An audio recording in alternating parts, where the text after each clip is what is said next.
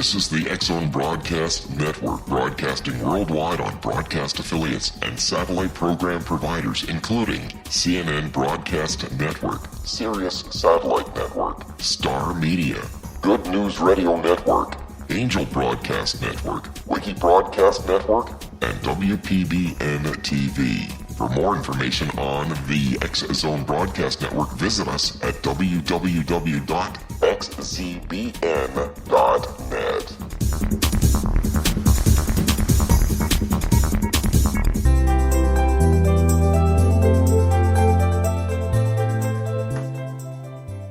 Welcome to Know the Name, Know the Genius in You, where in a single moment you can recognize your brilliance and change your life.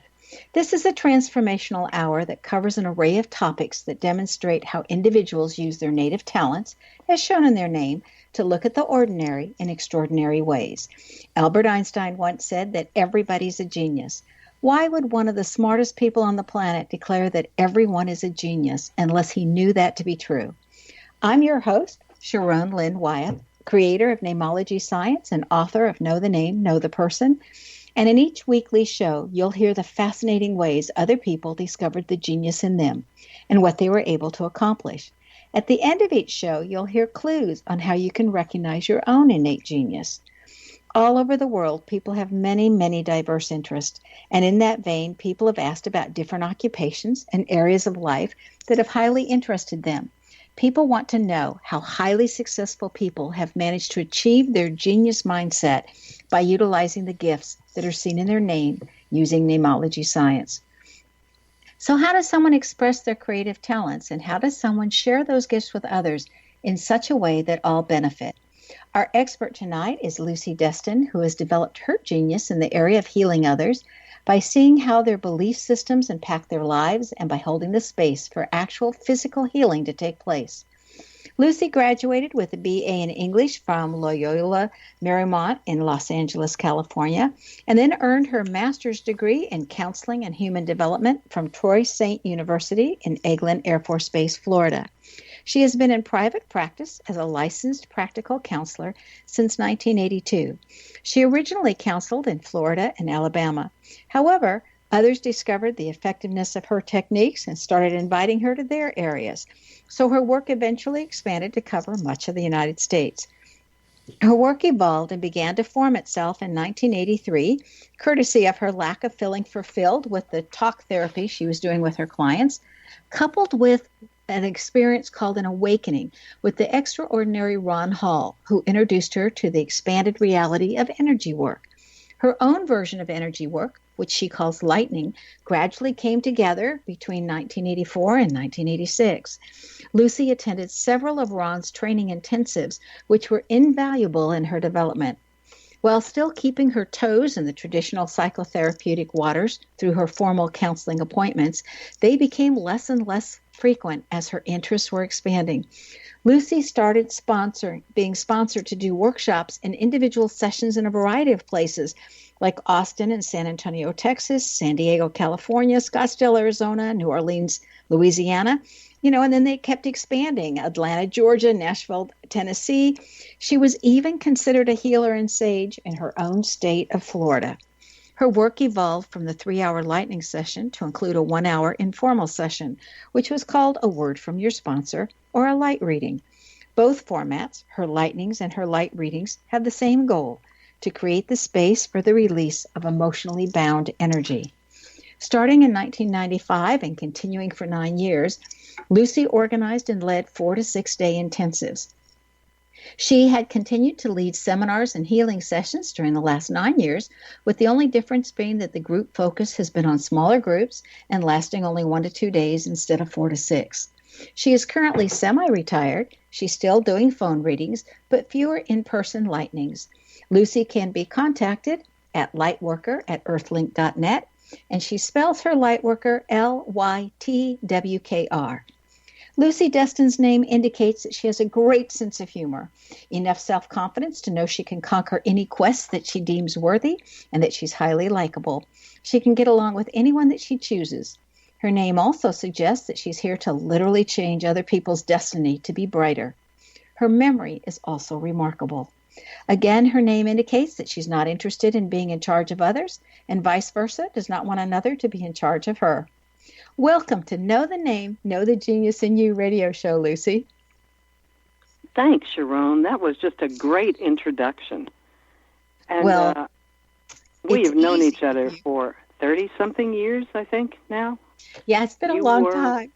You were one of my all-time very first sponsors in San Antonio, where I now live. And which I think is kind of remarkable that you moved to the place where then I left, right? It is beyond remarkable. It's not anything I really expected. I never thought I'd really be living in Texas, but what do you know, here I am. Well, I started sponsoring you because all of us got tired of driving to Austin to see you. And that's why we decided if we could get enough people interested in San Antonio that, you know, if you would come here, then that's how that worked. But your work, I've watched it develop over the years, and it's just absolutely incredible. Lucy, the first thing we want to know is how you discovered your gifts, but we only have like 45 seconds for you to start to tell us, and then we'll continue after the break. Okay. When I was very small, like 4 or 5 years old, I can remember being in church, and when things got very, very still, I could look at people and their faces would change. It's like they would white out, and I would see other faces come over their faces. And then one time when I was thoroughly engaged in that, the person I was staring at turned around and said, "Stop staring at me." And I just shut that down totally until somewhere in the early 80s, and it just came forward again. And that's pretty much how a light reading works is... hold on. We need to take that break. Stay tuned to Know the Name, Know the Genius in You, which can be heard on knowthename.com. After the break, we'll find out how Lucy came to have the stigmata. This is the X-Zone Broadcast Network, broadcasting worldwide on broadcast affiliates and satellite program providers, including CNN Broadcast Network, Sirius Satellite Network, Star Media, Good News Radio Network, Angel Broadcast Network, Wiki Broadcast Network, and WPBN TV. For more information on the X-Zone Broadcast Network, visit us at www.xzbn.net.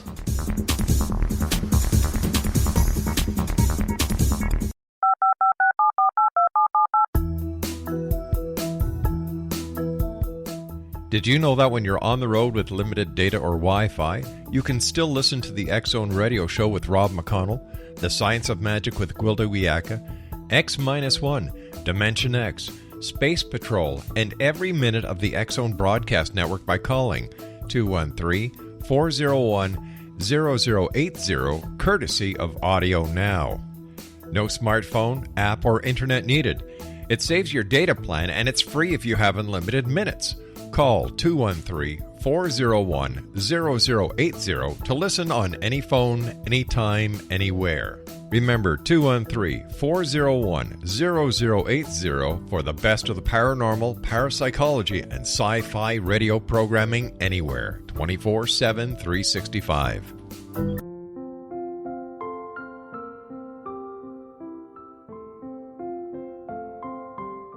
I am Dr. Carl O'Helvey, founder, president of a new cancer foundation focusing on evidence-based physical, mental, and spiritual interventions, including natural cancer cures, prayer, meditation, affirmations, nutrition, and other related holistic cancer prevention and cure modalities. These are used in cancer education, research, and financing care. I ask for your help to continue this important work by donating at www.holisticcancerfoundation.com.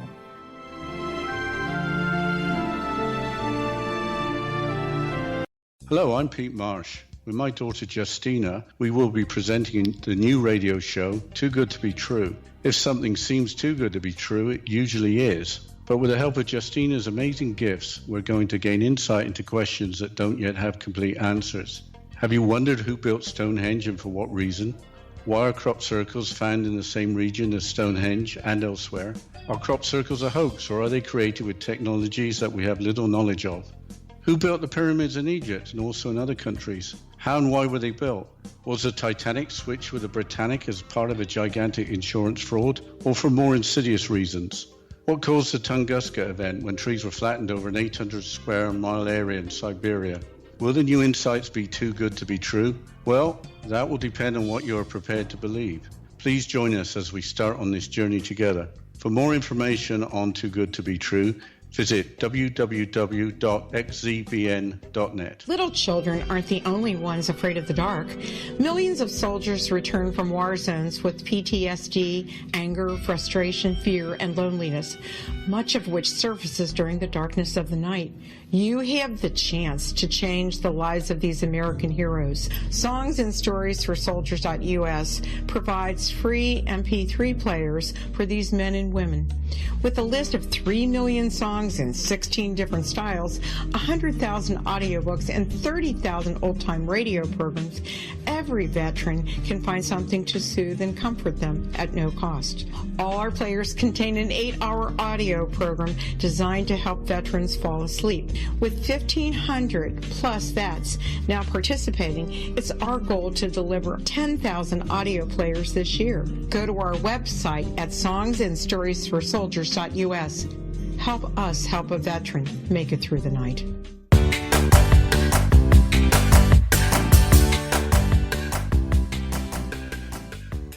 Welcome back. I'm Sharon Lynn Wyeth, and you're listening to Know the Name, Know the Genius in You, which is being heard on xzbn.net and knowthename.com. Our guest tonight is Lucy Destin, who is a renowned healer. She can be reached at her email address, lytwkr, or lightworker@earthleak.net. Okay, you were telling us how in church your faces started changing. Would you like to finish that story, please? Okay. Well, that's what came forward for me in the early 80s as I started touching into the energy work. I would notice that when I had someone on the table, they would just literally turn to light. And then my hands would get really hot. And I later came to realize I was just directing energy through them. But I think the biggest piece for me was the realization that a healer is one who creates space for healing to occur. That in order to do this work, you literally have to get out of the way and make sure that the part of you that thinks it's doing something is not available. It's a tricky little thing, but that's one thing I learned from Ron is just get out of the way and the light will do the work. When you were getting started and you started seeing people's faces change, why didn't that scare you? Oh, it intrigued me. I have always just had a huge sense of curiosity. My curiosity is, I always question everything. It's something I learned from my father.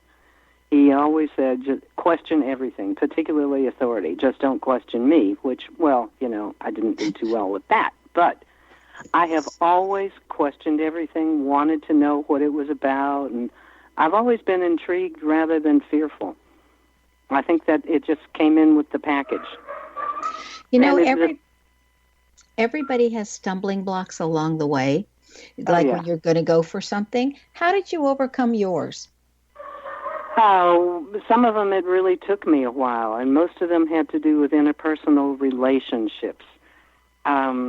I needed to reach a place where I was secure within myself and then able to trust.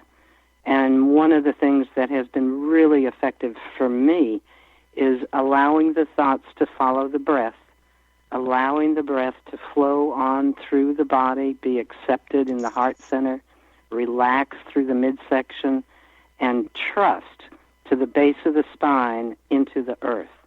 That little process for me is what has seen me through. Did becoming a healer of others change your own life? Totally. I am very fond of saying everything that comes out of your mouth is essentially for you, and it may just apply to the person that you're talking to. And I have just, that's just truth. I have drawn to me people who are in the same vibrational frequency as I am. So in creating the space for healing to occur for them, I create that same space for myself. It's always been a two-way street for me. Please describe a lightning session as to what that entails so that our listeners have an idea of what we're talking about. Sure. Well, the first thing you ought to know is that guidance, which is what I call spirit, guidance has described a lightning as a cosmic roto-rooter surface.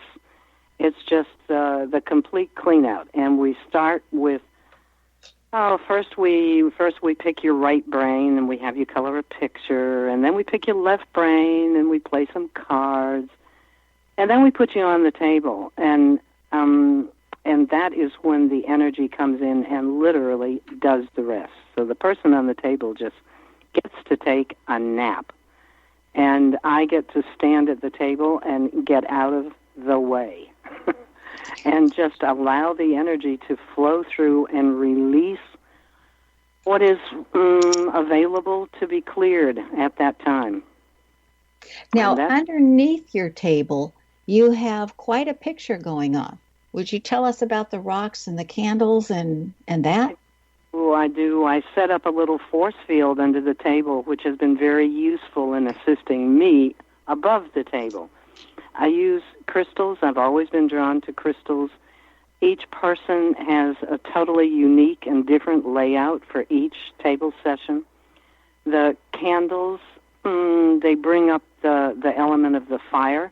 I put them next to various colored glasses so that the light from the candle shines through that colored glass, and on the other side there is a crystal there. So it's like that crystal gets empowered, and that's how that works. It's very useful.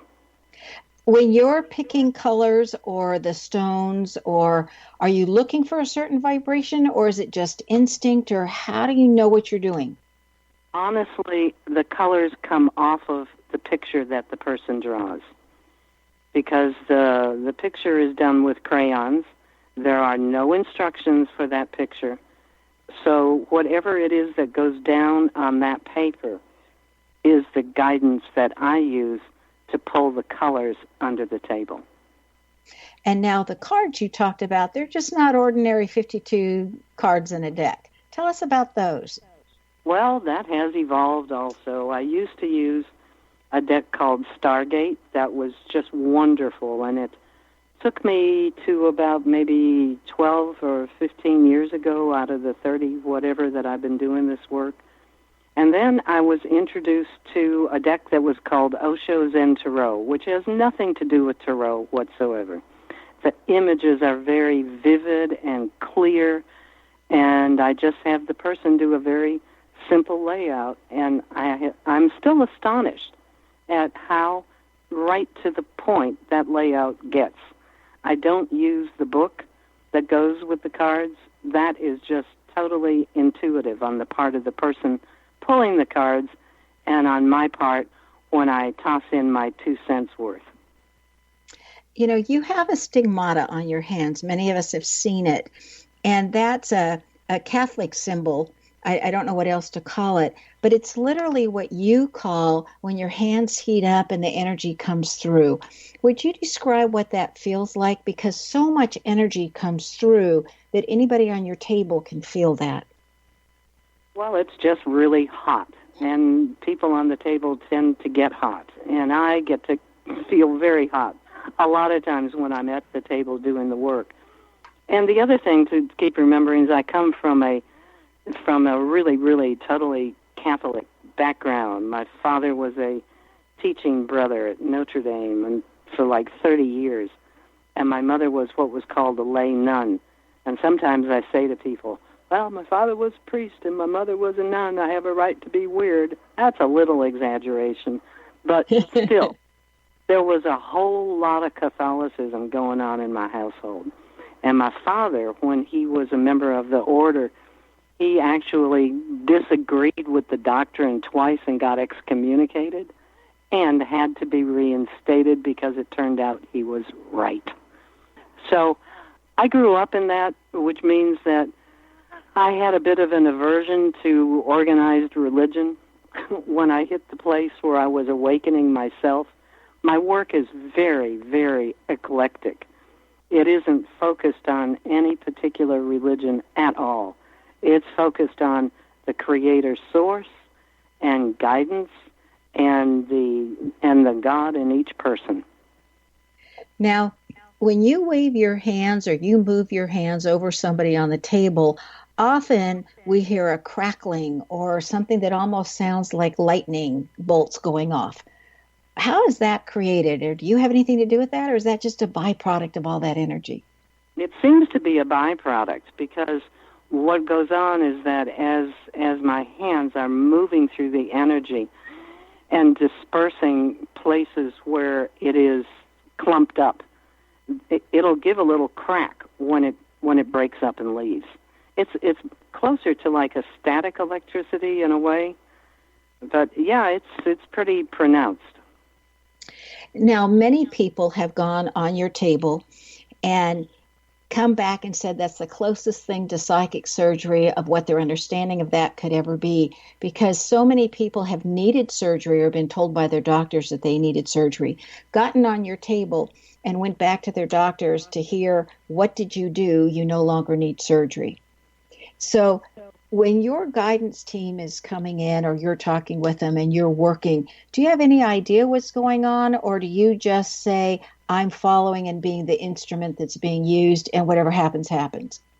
Yeah, I'm pretty totally the instrument, because my job is to create space for healing to occur. So what that means is whatever the person is ready, willing, and able to step into, that is what is available for them. And sometimes that manifests in a physical way. It shifts some things around for them physically. But most of the time, it's primarily the emotional body, because my work is essentially for the release of emotionally bound energy. That's been my focus. And that's the focus of the guidance that works through me. So in other words, when some of that emotionally bound energy gets released, then miracles happen or incredible things? And we just don't... I think miracles happen all the time anyway. I don't think there's anything that goes on in a person's physical body that does not have an emotional and a mental component to go with it.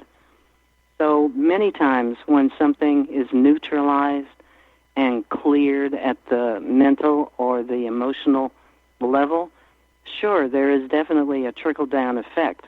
And the body is always the last to know, because it's matter, it's dense, it's heavier. However, that's changing now. What is that? The times, they are a-changing.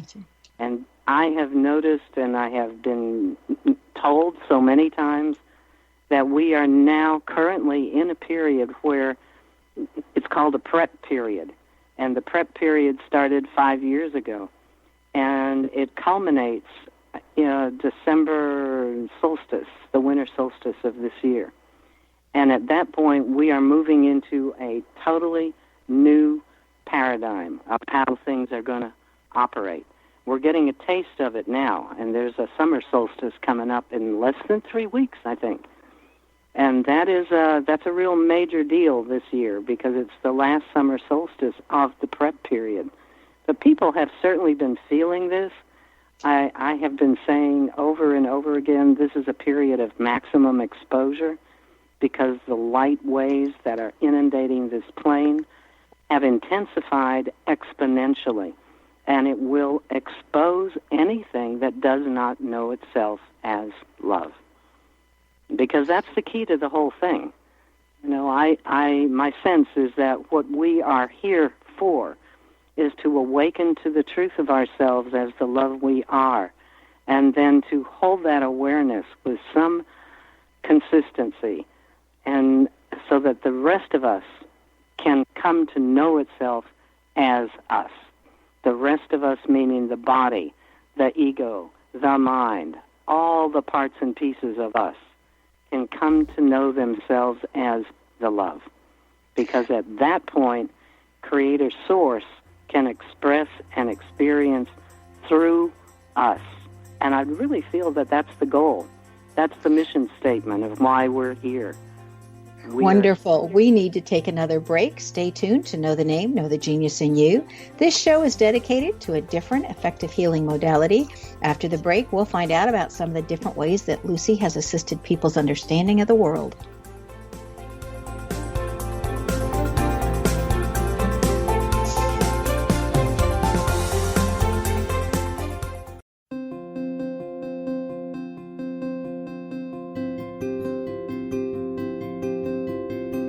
Dreams are our personal gateways into infinite wisdom. Don't miss shamanic counselor and indigenously trained dream decoder Sandra Corcoran's inspiring book, Shamanic Awakening Between the Dark and the Daylight.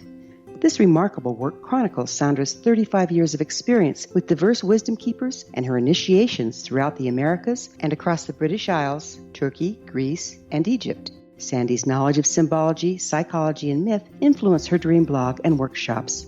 Sandy offers private tarot readings, international journeys, a meditative CD, as well as her book, Shamanic Awakening, to encourage you as you navigate this earth walk, creating a deeper connection to yourself and all that is. Find this and more at Sandy's website, starwalkervisions.com.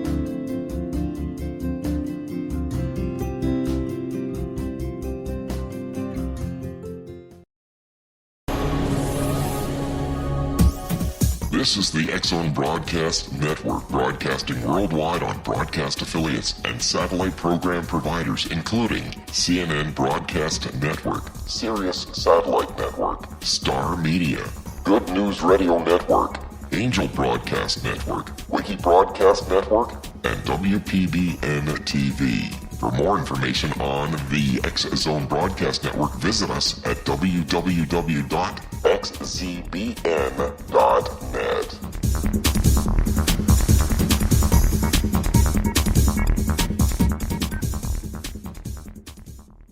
How would you like to be able to read other people's minds? Well, the next best thing is here. When you know how to read a person's name, you know how the person thinks, feels, and behaves.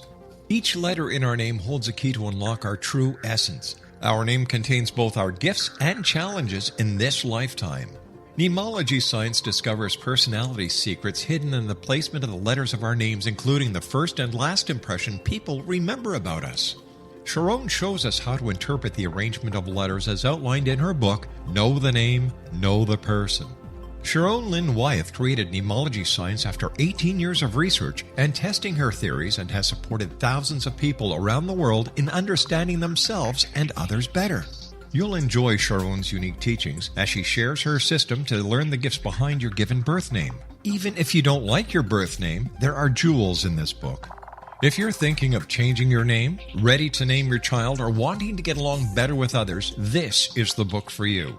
If you'd like to improve your relationships and change your life for the better, get the book today, Know the Name, Know the Person, or visit www.knowthename.com. That's www.knowthename.com.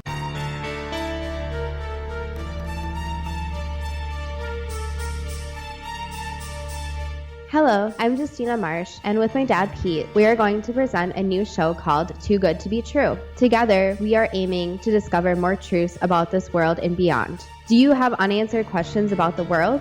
Do you ever wonder about aliens, conspiracy theories, or the universe?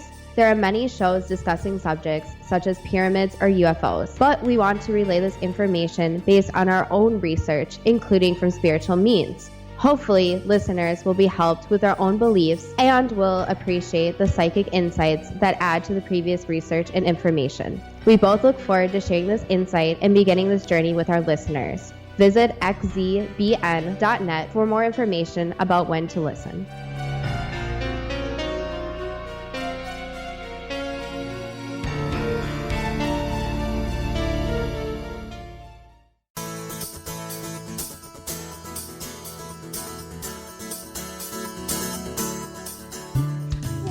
That our Sharon Lynn Wyeth, and you're listening to Know the Name, Know the Genius in You.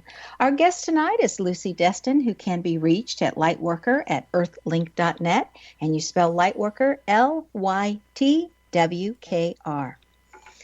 Lucy, you have had so many interesting people and stories and everything on your table, and a lot of times they come in units. Like, I remember one time you were telling us that as a whole, we were working through victim mentality and blaming everything on somebody else.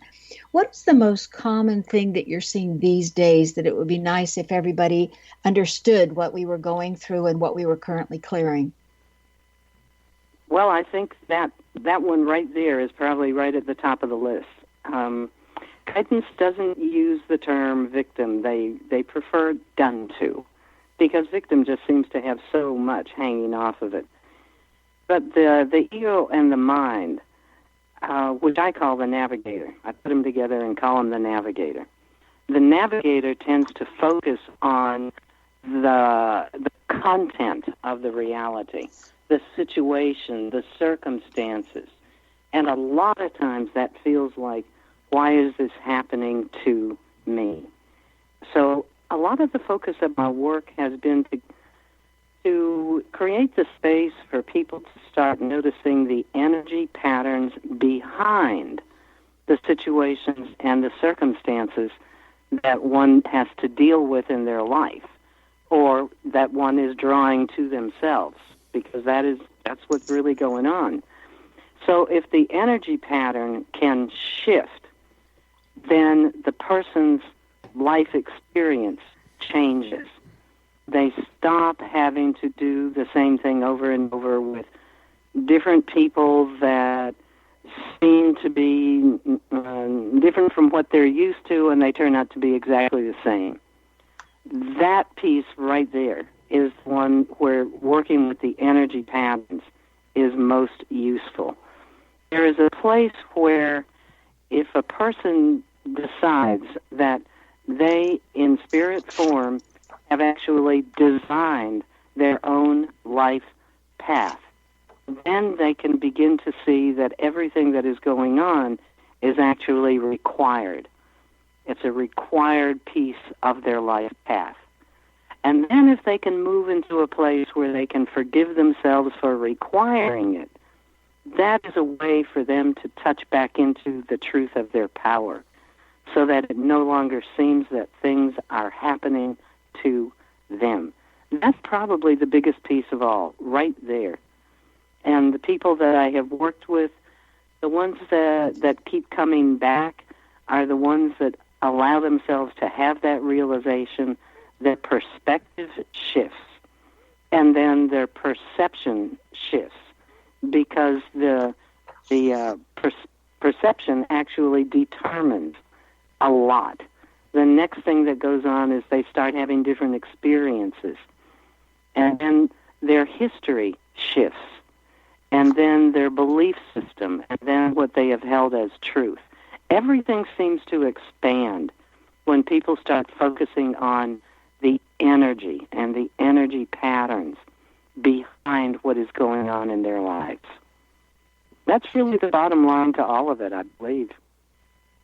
Would you mind sharing what you might consider one of the most remarkable healings that you facilitated, or walk us through it to show us like what somebody did and how it changed, or one of those stories, if you wouldn't mind sharing?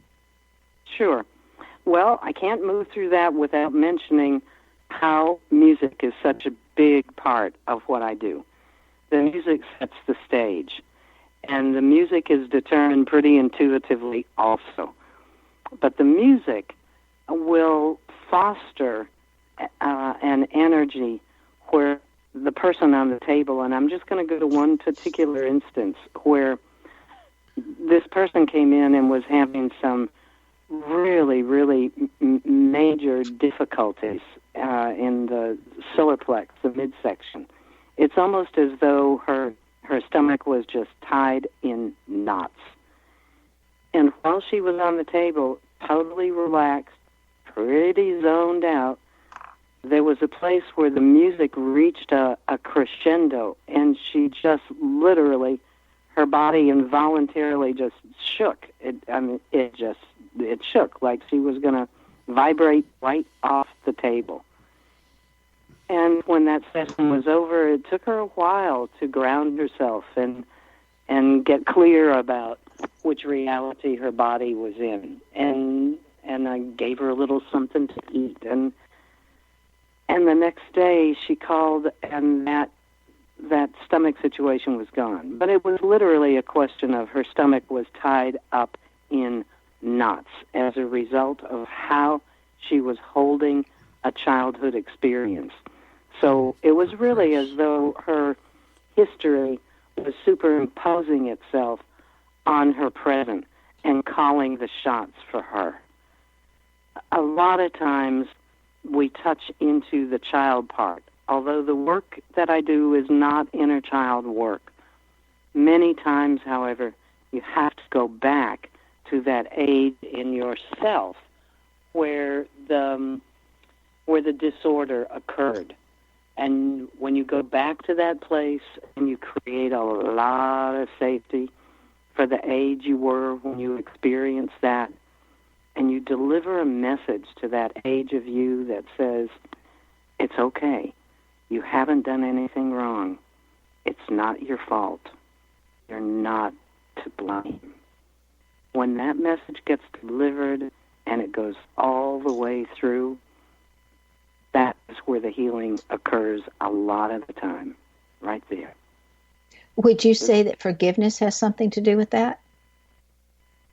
Yes, and my sense of that, strange as it may be, is that forgiving another person only works to a certain extent. Because even though you forgive them, they still did something to you. I don't know if that makes any sense or not, but it's like, yes, you hurt me, and I forgive you, and you still hurt me.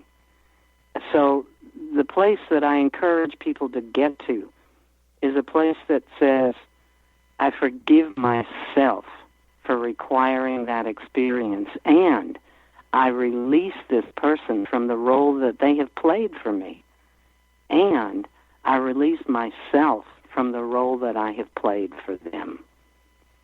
That little three-part mantra seems to sum it up for me pretty totally. Yes, you can forgive another person, but only to a certain extent. The forgiveness that needs to take place is an internal forgiveness. I forgive myself for requiring that experience. And that is remarkably empowering also. So what I have heard is that, when Jesus walked the earth, he was dealing with a very limited consciousness.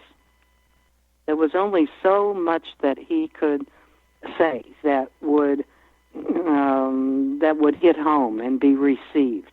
For instance, at the time that he was on this plane, there was a certain level of imagination that wasn't totally available to people. You couldn't just say, here's what it's like over here, and here's what it's like over there, and this is what these people are doing. You had to form a pilgrimage and take them there because that capacity just had not been developed. So what I've heard is that if he could have, he would have said, forgive yourself for requiring the experience. But people weren't ready to hear that. They're becoming more ready to hear that now because the maximum exposure of the intensification of the light is just bringing everything to the surface. Everything. So people are becoming more and more open to alternative means of addressing problems. They're becoming more open to the healing arts, I've noticed over the last few years, in particular the last 5 years. Your creativity has astounded so many as to how you've come up with your own healing modality, how you've taught others, and yet you yourself has constantly continued to grow. How do you manage to keep growing when it seems that so many people are, once they get comfortable in a spot, they just rather stay there?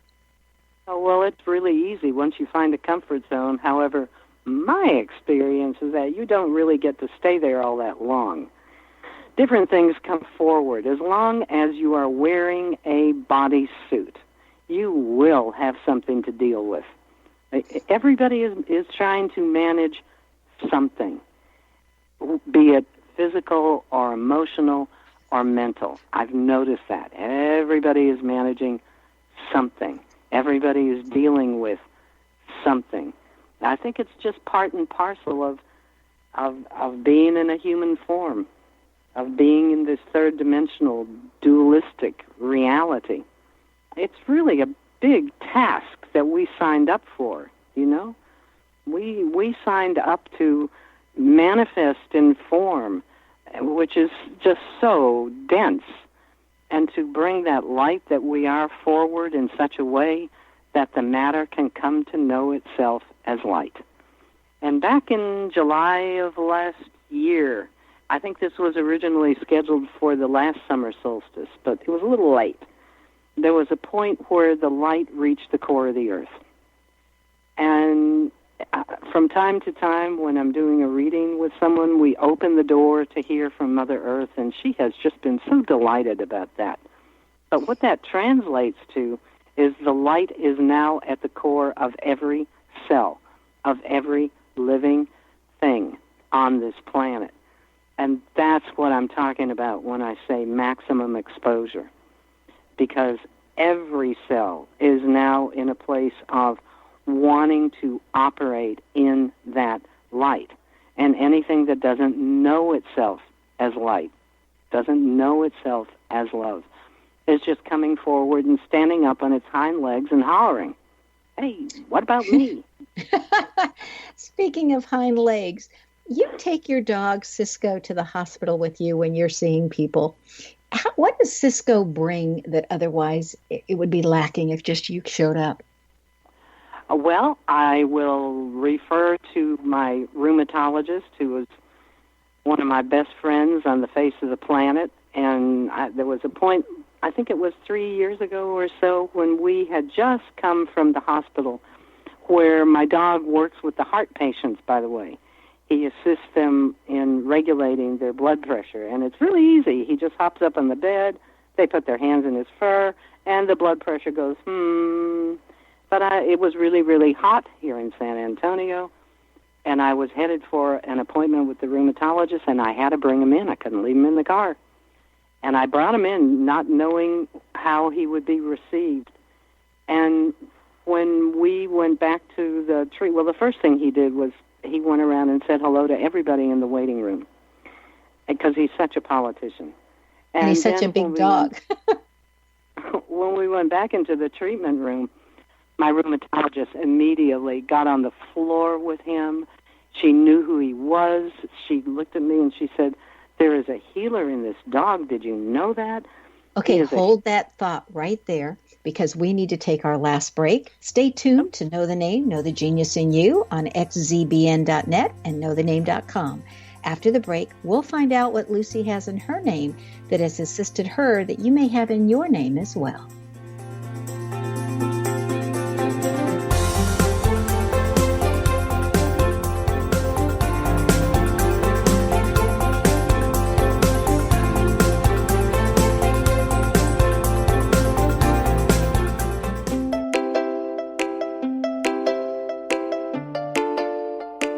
Are you curious? Do you want to learn more about how the world works and have fun at the same time? Study coincidences with me, Dr. Bernie Beitman, MD, on my Connecting with Coincidence radio show here on the XZBN network.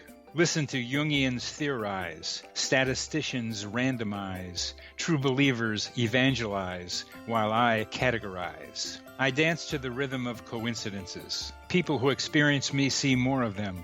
Maybe something on the show matches a thought in your mind.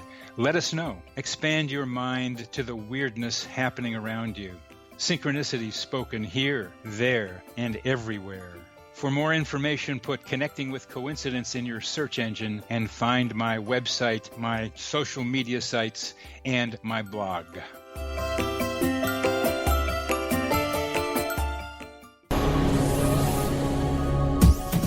This is the X-Zone Broadcast Network, broadcasting worldwide on broadcast affiliates and satellite program providers, including CNN Broadcast Network, Sirius Satellite Network, Star Media, Good News Radio Network, Angel Broadcast Network, Wiki Broadcast Network, and WPBN TV. For more information on the X-Zone Broadcast Network, visit us at www.xzbn.net.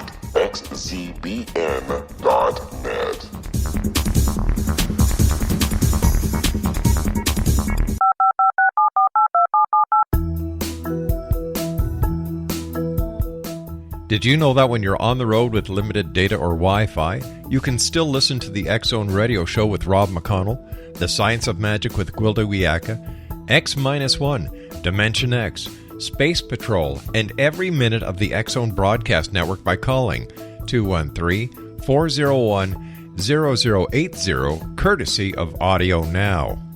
No smartphone, app, or internet needed. It saves your data plan, and it's free if you have unlimited minutes. Call 213-401-0080 to listen on any phone, anytime, anywhere.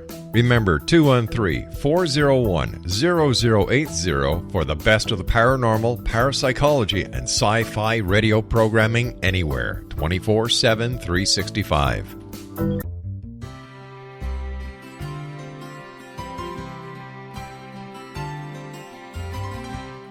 True healing must address 4 levels: physical, emotional, mental, and spiritual, for us to live joyful and productive lives. We tend to treat 3 of the 4, leaving the spiritual languishing. If you're tired of the same dysfunctional patterns cropping up in your life, Soul Balancing is for you. Trixie Phelps, owner and founder of Soul Balancing, is a naturally gifted energy healer trained in numerous esoteric forms, including shamanism. Trixie has created a powerful modality that safely and effectively clears your energetic field. A Soul Balancing session can remove interference, heal trauma, and restore your hope. Contact Trixie for a life-changing long-distance session today, www.soulbalancing.world.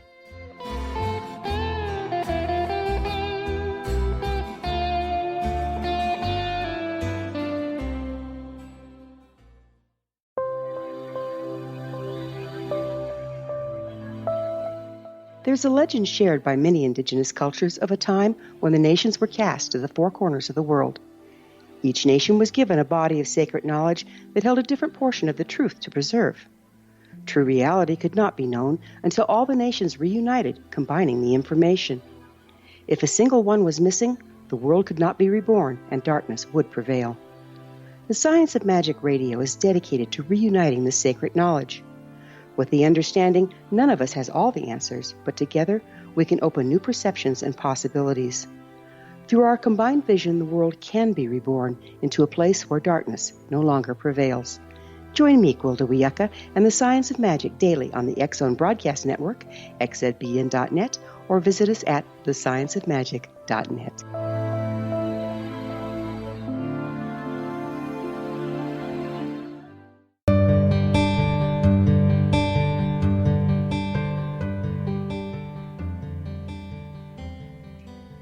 Welcome back. I'm Sharon Lynn Wyeth, and you're listening to Know the Name, Know the Genius in You. Our guest tonight is Lucy Destin, who can be reached at LYTWKR, which spells Lightworker, at earthlink.net. She has taken her healing skills to a level where she's able to assist people in healing physically, emotionally, and mentally. Her abilities have been called miraculous by her grateful clientele. Lucy, before the break, you were telling us about Cisco, your dog. Would you please continue? Sure. So recently I visited my rheumatologist, and I did not have Cisco with me. And she said, "Where is he? You cannot come back without him because he makes such a difference in my waiting room. When he is present, by the time people get back to see me, they are so relaxed. My work is so much easier. So please, please keep bringing him." And I think that's the bottom line, because guidance has been saying for years and years, in the suspension of time and space, the system heals itself. What is the first step to suspending time and space? It is the relax. So he brings a quality of relax that is unmistakable. And he seems to just know when to give someone special attention and when to keep a little distance. He's just really, really intuitive, and he's my best friend. So your doctor was right. You have a dog that has healing abilities. Apparently, I do. You tell this interesting story on how the SWAT team came to Earth and what they had to do to start waking people up. Now, I know that normally this story is really long. Is it possible to condense the story so that our listeners get the essence of it, where it only takes about 8 minutes? Maybe. We'll give it a shot. Okay. Okay, so starting with once upon a time, there was a great light in the midst of nothing at all, and the light said, who am I? What am I doing? What's my purpose? And the only answer it got back was nothing, because that's all there was out there was the nothing. So at some point, it sent a part of itself out. Now, this part of itself was like unto itself in every way, and it sent that part out so that it could take a look and get a sense. And it said, aha, I knew I was something, and indeed I am light, and I appear to have a little color, and I have a little sound. And that was great fun, and I think I'll do it again. So it did it again, and this time what came forward was, of course, everything like unto itself, and it was a slightly different color, and there was a slightly different sound. So the original, we call that now source somethingness, because it knows itself as something. That source somethingness began to send itself out over and over and over again. And then at some point it said, I think I'm just going to send intentions out into the nothingness. And it did that for a while. And then at some point it sent an intention out that said, okay, whatever comes forward next, I want to experience and express myself fully in it. And what came forward was a great glob of createdness. It was thick and dense and heavy, and it said, source somethingness that I may need a little help with that. So it sent out a request to all the little something from somethingnesses saying, anybody want to help prepare this createdness? And lots of them raised their little whatevers and said, yes, yes, and fine. They all gathered around and said, okay, what do we do? And Source said, make it up as you go along. And that's what I do. So a couple of them joined together, and they noticed that one was maybe blue and one was maybe green, and they came together, and what do you know, here's aqua, and the two sounds came together, made a little harmony, and more of them joined in. There's a chorus, and then after a certain point, there's a actual orchestra. So that orchestra began to play a symphony over the createdness, and after a point, things began to come forward, like oceans and mountains and deserts, and then species, 1 cell, 2 cell, 500, 3,000, 2 million. Those came forward, and then we call that the guidance committee right there. But at the time, they only knew themselves as the orchestra pit. They noticed that there was a particular species that was developing very rapidly and was receiving the guidance very easily, and they said, what would happen if we install a component to this species that allows it to do lateral decision-making in its own reality zone so it's not totally dependent on us for all the guidance? And they did that, and it worked. And the component that they installed is what we call the navigator. And it did its lateral decision-making through trial and error, and it had logic and reason and deduction and induction and, most of all, interpretation. And all of that was doing just fine until finally there was a realization that this createdness knew itself as something from nothing. And they, the orchestra pit, knew themselves as something from something. And, of course, the creator source was the ultimate somethingness. And in order for it to fully express and experience itself in the matter was going to have to know itself as light. Big conundrum there. And they finally realized they were going to have to inhabit the species in order to bring this about. So that's what they did. And when they first came into the species, they felt very, very heavy and awkward, and things weren't moving around the way they were used to. You had to get out there and manually construct them, and when you were done with them, they hung around for a very long time. Very different from just being in light form. And so one of the things that occurs in the bonding of energy into matter in this particular instance is that something came forward courtesy of the matter, because the matter is negative and the light is positive. So when they were in these forms, they knew themselves as electromagnetic. Okay. One of the things that came forward energetically, however, is what has come to be called doubt. And when they experienced the doubt, their vibration dropped. And then if you've ever experienced doubt, you know that it tends to build on itself. So their vibration dropped and dropped and dropped until finally it dropped below the vibrational frequency of the species units that they occupied. And at that point, the navigator stepped up and said, "Oh, we've been abandoned." Now, that was clearly a misinterpretation, but that misinterpretation went a long ways, because from there it went into, "Oh, we have been deemed unlovable, we have been kicked out of the kingdom and thrown out of the garden, and we're going to have to suffer and struggle for as many eternities as it takes to get back into the good graces of this creator source that we have somehow disappointed." And that is where that's where the guilt came from, right there. We're going to need to suffer and atone. And then because this is a dualistic reality, you have the flip side of that, which said, it's not our fault, we didn't do anything wrong. Creator source is just arbitrarily cruel and mean, and we're not going to take it lying down. So there's the blame. So the blame and the guilt have been rolling through and creating all kinds of distress ever since. So when the guidance committee started coming in to rectify the situation, it was like sending someone into quicksand to pull someone out of quicksand. It has taken a long time for the navigational aspect and the species consciousness, the collective consciousness, to move itself to a point where it is able to recognize the truth of its being. And that is the awakening.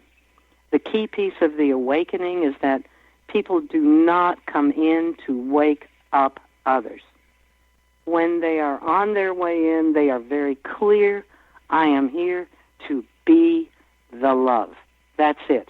But when the navigator gets a hold of that, it turns into, I am here to wake up everybody else. And that's where the healers get in trouble, because they forget that their only job is to awaken to the truth of themselves as the love they are, and hold that with some consistency and some clarity, so that the ego, the mind, the physical, and all the parts of them can come to know themselves also as the love. And if we are being, just being that state, the vibrational frequency radiates to everyone around us, and that is what is called the healing. Beautifully said. Lucy, thank you so much for joining us tonight. Be prepared and be pleased. If you're fortunate enough to experience Lucy Destin's work, she can be reached at LYTWKR Lightworker at earthlink.net. Lucy's name indicates that she excels at assisting others to change their destiny. This is found in her entire last name being Destin, just one letter shy of destiny. Look for any words that may appear in your name, as the meaning of those words pertain to you through your name. If it's in your last name, it pertains to the people that are around you, and if it's in your first name, it pertains to you. Do you want to know where your genius lies?